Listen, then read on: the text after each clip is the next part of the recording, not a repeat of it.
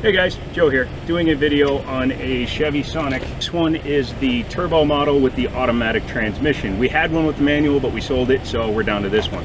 Technically, I'm cheating. This one is a 2015, not a 2016.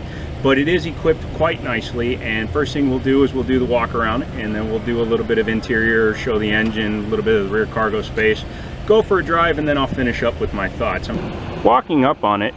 It looks pretty good.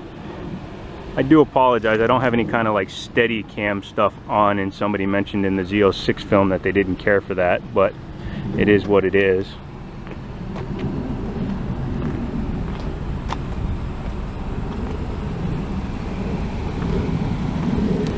Also, sorry for the little old Toyota in the background. I was using it to hold the camera.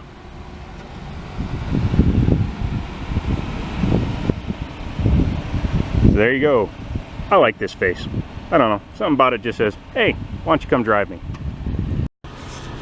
As you can see, this one is finished off in pearl white. It has all the nice amenities that you would want in a daily driver, including 17-inch wheels on hand-cooked tires.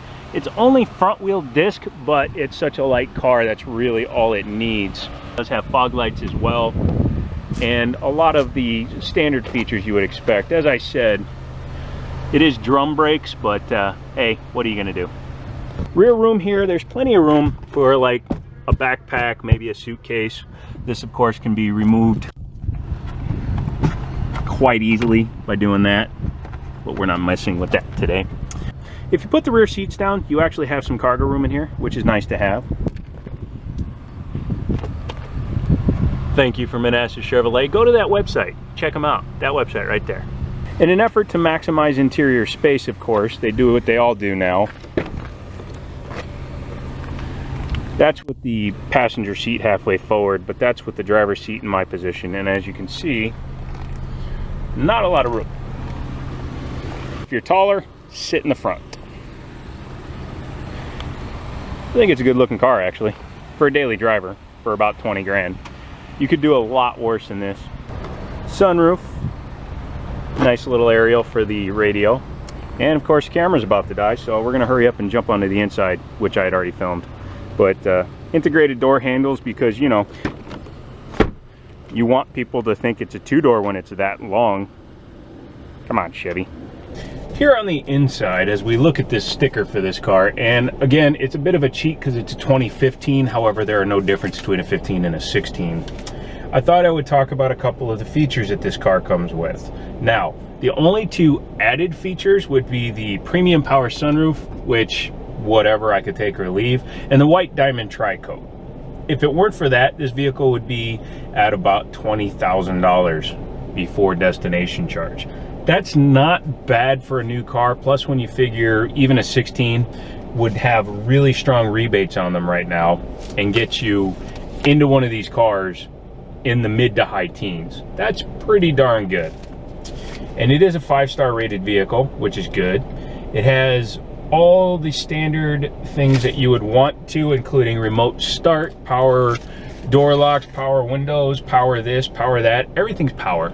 These days, everything's power. But let's take a quick look around the interior, and we will then go for the drive. All right. So if any of you have ever seen the Trax video I did, the interior of this vehicle will actually look very familiar. It's almost the same. They made a couple of changes when they put this interior in the Trax, one of which is they put a cowl. As you can see, this doesn't have a big cowl over it, on top of it for use in the Trax. Center stack, you have of course your fan controls, your directional controls, your temperature controls, as well as your AC controls. Your lock buttons, kind of like a Ford Focus does, you got them here, but they're duplicated here. The reason being, on an LT or lower model, they're on the center stack and they are not duplicated here. They are duplicated here because this is an upper level vehicle. As I was saying, on the steering wheel, it's your very standard steering wheel. Cruise control this side, radio controls this side. Center console, not a whole lot in it. You got a power port right there. As is common, you've got your USB and your aux jack for the radio right here, and you have a cutout for your wire. As you can see, when it's closed, you do it there. Set your phone there, your iPod, whatever you want, or you can Bluetooth it, of course. This menu kind of looks almost like, and I know it makes me sound old, but the old Microsoft Zune. I don't know how many of you remember that, but that's kind of what it looks like. You basically just tap the word that you want to look at. Obviously there's nothing on it, but yeah, there you go. Front seats, they are perforated, but they're not ventilated, so it kind of gives a false impression of awesome-tudeness. Don't care for the way those headrests lean forward so far without being able to recline. The ones in my Mustang actually recline. Rear seat room isn't terrible behind the passenger seat when the seat is moved forward. However, as you can see when you're in my position, it's probably not optimal for anybody. But again, this vehicle is probably going to be bought mostly by a commuter or somebody who's going to be in the car by himself most of the time. That is what we call NVH, ladies and gentlemen, when the engine's sitting there doing that. Noise, vibration, and harshness. When you have a tiny little bitty engine like this running an AC system and all these other things, they tend to actually show it a little bit more. You don't feel it in the car because it's got good bushings and stuff, but it is noticeable. This engine makes that much horsepower, as well as that much torque. Can you tell that I accidentally forgot to look it up before I did the video? I did. It's nicely packaged in there. Quite frankly, you could get a bigger engine in there if you really wanted to. It'd be kind of a trip to see the 2-liter out of the current Malibu in there, making 260 horsepower. This thing would probably break itself in half. It's enough squawking, let's get going, eh? I like this little thing. It would make a great daily driver in my opinion. Gets decent gas mileage. The inside is very familiar to the Trax that I had driven the other day, because a Trax is basically a frickin' Sonic on steroids. So on the test drive, it rides fine. It's got enough of a wheelbase to where it's not super choppy or anything like that. I don't care for these headrests that point forward, but I know that's a crash thing and it's required, so not much I can do about that. You're in a weird spot just because of the fact that the camera mount is drooping if it's turned a certain way, and this is the only way it'll sit straight, but I can't put it on that window because it won't work right. So yes, you get to see my face as I drive. The transmission shifts smooth. The Manumatic mode is, whatever. I don't really care about the Manumatic mode. This is a daily driver car for me. Although, with the manual transmissions, which I have driven, they are quite fun. Steering is pretty good.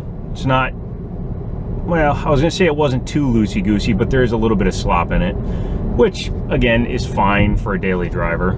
This isn't a hard-edged sports car. It's not like a Focus RS or even an ST. Although this could be looked upon as maybe a baby Fiesta ST, the way it's set up, turbo, all the toys, things like that. So sight lines are really good out of it, although again, the mirrors tend to be a little bit on the small side, and it has more to do with their design than it does their actual viewing surface area. They taper to a very fine point, and it interrupts with your ability to see off the edge of the mirror. Small gripe, but it's definitely one that I notice. I think I'd be fiddling with the mirrors forever. Of course, it's got traction control because it's a newer vehicle. It's got the full steering wheel controls on the face of it, not the back of it like the current Malibu Cruise setups. It's fine. How many of you prefer this old front end to the new front end that's coming out, the one with the enclosed headlights? Let me know in the comments below. Kind of Nissan-ish is the way they went with the exposed speedometer and tach, a la the original 350Z.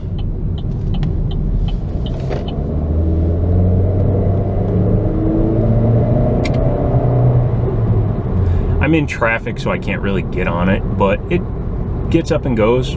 It's definitely equivalent to the current Cruise in terms of acceleration, as well it should be, because basically the Cruise engine is like a reworked, modified version of this setup, which is a 1.4 with the turbo. So I'm sitting right next to an older Mitsubishi Galant, like a 98, 99 style, and believe it or not, the cabin on this vehicle is actually the same size, if not bigger. It's just good packaging, I guess. I do have to say this about the shifts in this thing. They feel like they're a little bit sluggish, and I don't know if that's an accident or if it's a problem with this car or if it happens to be the programming, because it is a 6-speed automatic. It's not a CVT or anything, so that could possibly be a programming issue with it. It just feels like it doesn't want to engage right away. So there you go. That is the 2015 Sonic Turbo. If you have any questions, leave those down below for me. I'll be happy to answer those for you. If you'd like to know more about ordering cars or specific ways to build cars in order to maximize your money, check out one of my next videos that's going to be coming out. Like my videos if you like them. Subscribe if you're not already a member so that you will be notified whenever I do stuff. And yeah, until then, I'll talk to you later. See ya.